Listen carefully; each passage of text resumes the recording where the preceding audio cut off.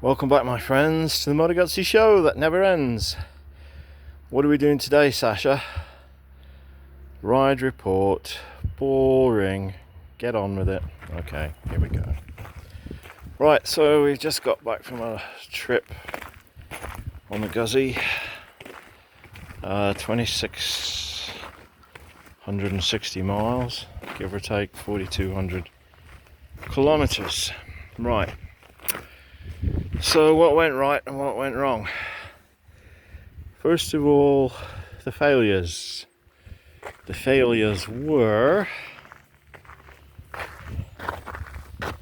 clutch lever bolt, pivot bolt came loose. Fixed that by putting a lock nut on the bottom.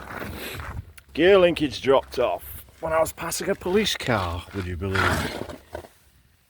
The linkage here came off. Tightened her up. That's going to be cured by a longer bolt with a lock nut on the bottom. What else went wrong? Okay, yeah.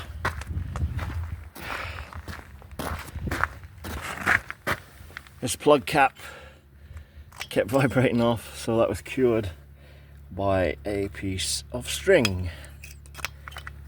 Just kept that on, no problem. The other thing was my main cutoff switch, which you may have remembered was under here. That failed. That 75 amp heavy duty switch, which I thought would last forever, that failed. So I bypassed it and I just used my ignition switch, my hidden ignition switch, and my battery cutoff, and that cured that problem. Apart from that, nothing. I have got some minor oil leaks. I've got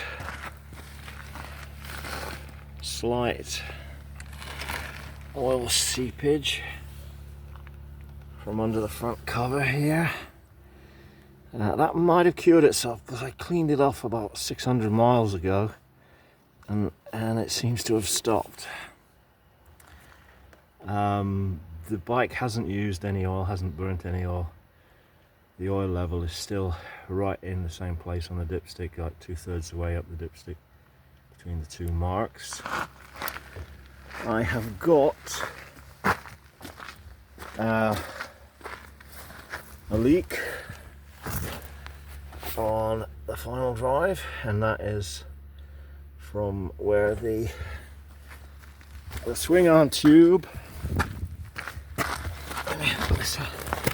where the swing arm tube joins the diff. A leak from that paper gasket there. Now there's no breather on the rear end, so I think I'm going to install a breather this winter and beef that up. And also I've got a leak on the back of the gearbox, which I think is coming out of the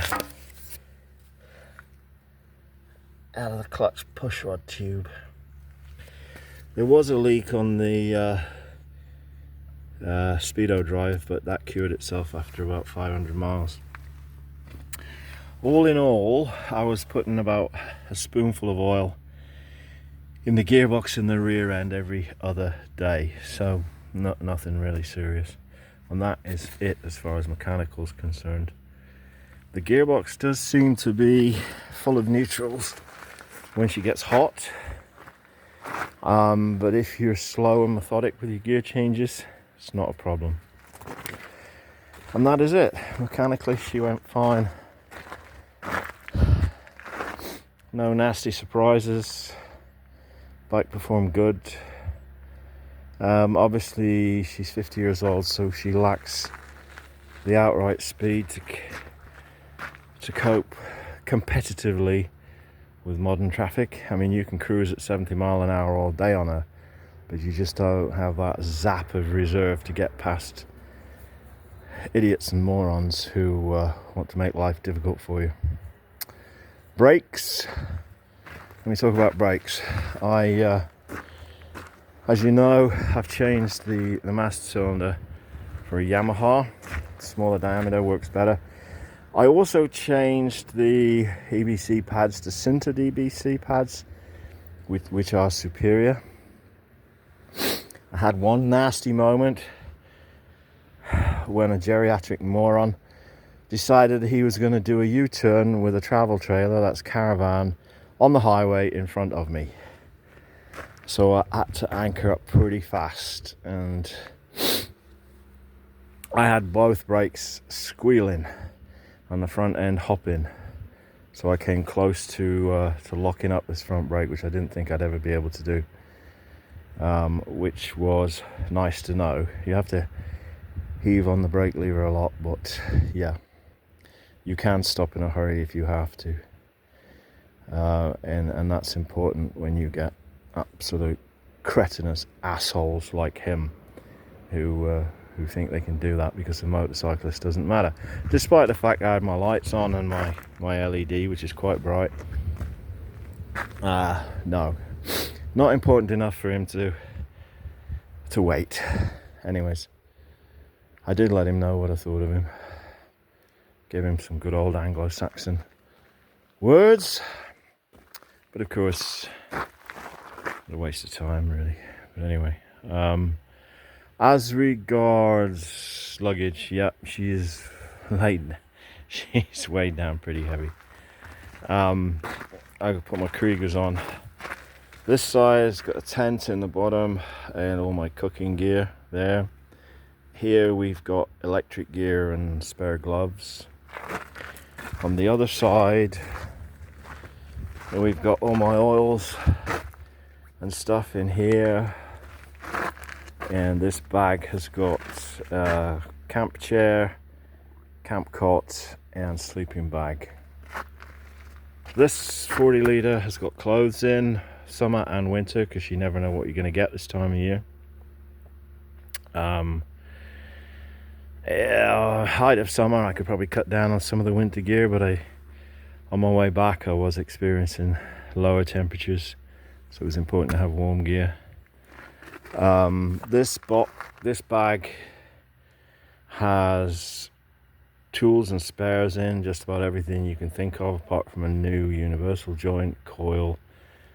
It had a coil, it had plugs, points, tire gear, tire pump, you name it.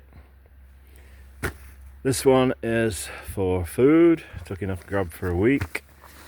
That's a cooler bag. This is another cooler bag that has cold drinks in it.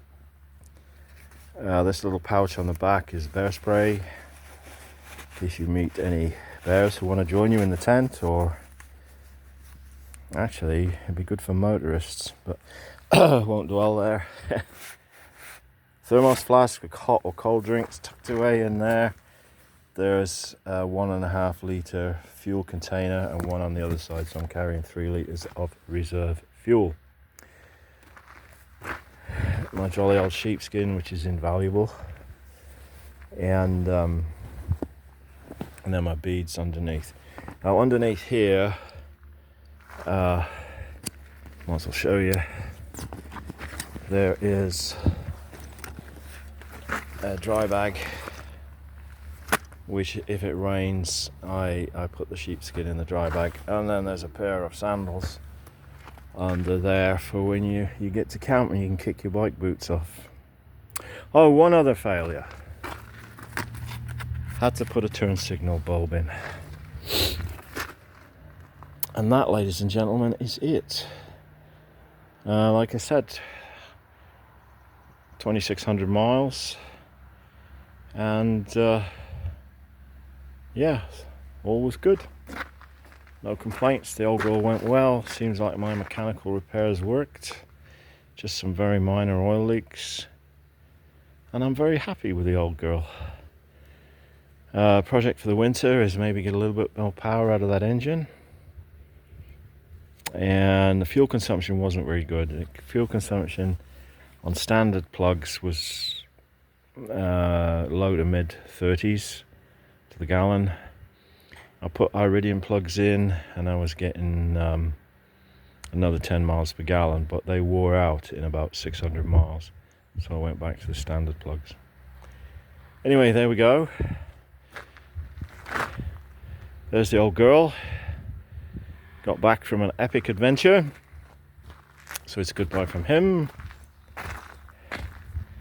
And it's goodbye from Sasha the Guzzi dog. Take care of yourselves, look after one another. Goodbye.